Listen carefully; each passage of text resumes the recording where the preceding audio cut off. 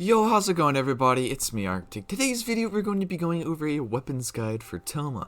Now I have basically looked over his kit, and I think we have a pretty good idea of what he's going to be, what his role is going to be, and so we can actually look for some different weapons that are actually going to be pretty good on him versus different builds you can go with him. Since he is basically a sub DPS, there's a lot of different sub DPS options actually in the game right now available for him, which is pretty cool. But if you are new to the channel, remember to subscribe. I'm trying to get to 8,000 subscribers. We're making some pretty good progress.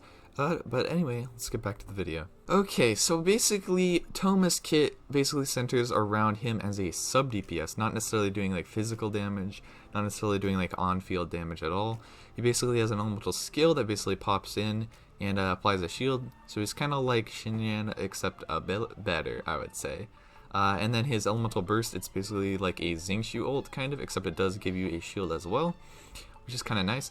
Now he does have some HP scaling, which is going to be pretty cool, but honestly I would kind of build him like a Xingqiu, but Pyro, you know, that's literally how to build him. So first option, Blackcliff polearm. A pretty great polearm in general. You're definitely going to get a lot of damage off of this. This would be similar to like running like a Blackcliff sword on like your Xingqiu thing that gives him crit damage, because this will basically give you a lot of crit damage, you know. I used this on my Xiao actually, and it was a big improvement after like Lithic Spear, for example. But the passive on this isn't that bad either. When you're defeating enemies, you get 12% more attack for 30 seconds. 30 seconds is a pretty good duration, so if he is a sub DPS and you do kill enemies with his sub DPS stuff, he's going to gain this extra attack, which isn't that bad actually.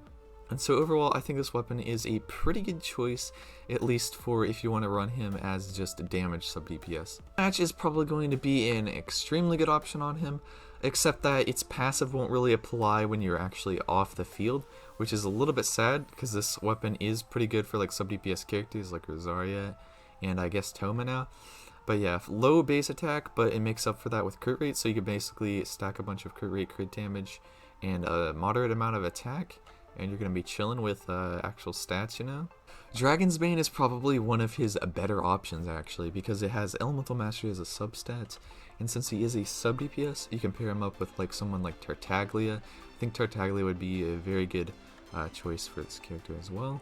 Or it's like Xingqiu, you could run a double sub DPS with like Xingqiu, Thoma, and like Tartaglia main DPS, something like that. So your Thoma would be constantly vaporizing basically, which could be pretty good. Favonius Lance is a pretty solid option if you are going for like a elemental burst damage build. What you can end up doing is running like 4-piece Emblem, and then Favonius Lance will help you out quite a bit. It gives you higher base attack as well. But then also when you go on the field, your crits are going to have a chance to create these energy particles, which is going to be nice because then you can basically keep up energy economy with your ult team, especially if you aren't using like electro characters as supports.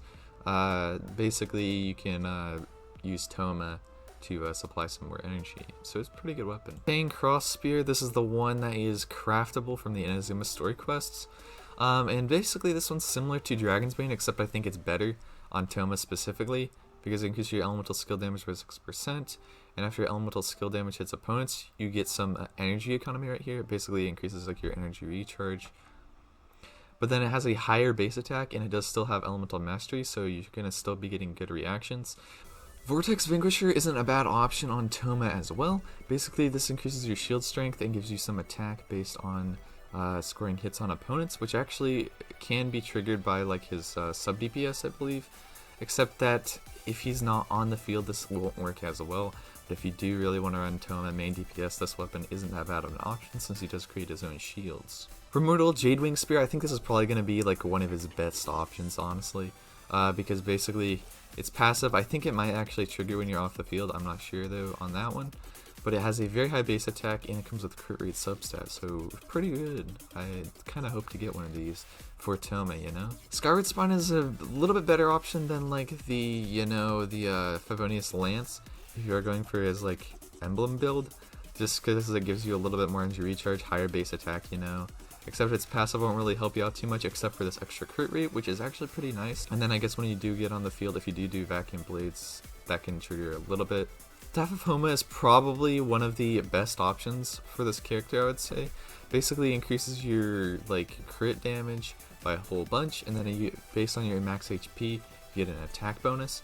And actually Thoma does scale with some of his HP, in terms of his like support capabilities. I think one of his passives gives you like extra like team damage or something. I don't remember on that, but Staff of Home is probably going to be one of his best in slot weapons. I'll have to. Engulfing Lightning would actually be pretty broken on Thoma since he is like a sub DPS kind of oriented character. Its passive does actually trigger off the field. However, also keep in mind that this doesn't come into effect any of the like extra bonus energy recharge that you're gonna get. So it's literally like you gotta stack up a whole bunch of energy recharge. And like yeah, like at 250 it's good, but like above 250 is where you start getting like actual good bonuses from this, you know? Overall pretty good. The catch is currently in the game right now basically, and I think this one is actually probably going to be Thoma's like best in slot free to play weapon.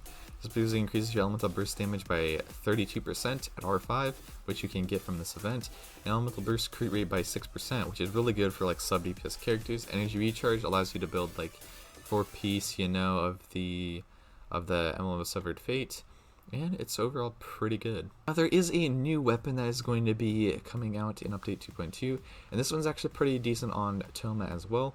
It has a 45 base attack, which translates to like 620 base attack, which is actually really nice. And for every point of the entire party's maximum energy, which basically would be like, oh yeah, if you're running like 80 energy burst costs, you're going to get a lot of benefit from this. The elemental burst damage of the character equipping this weapon is increased by 0.21% of the maximum energy, and it can get to a maximum of 40% increased elemental burst damage. So basically you're getting a bunch of elemental burst damage from this, so it could be pretty good on sub DPS damage Thoma. But yeah, that's basically it for the video. Let me know if you guys enjoyed. A like down below is appreciated. I am definitely pretty hyped for Thoma, even though like a lot of people aren't necessarily hyped for him. Like, oh look, not very many views, you know? But yeah, Thoma, I think he's going to grow on a lot of people, especially since he's basically Pyro Zingshu. It's going to be pretty cool to see that. But anyway, it's been me, Arctic. I will see you guys next time. Farewell.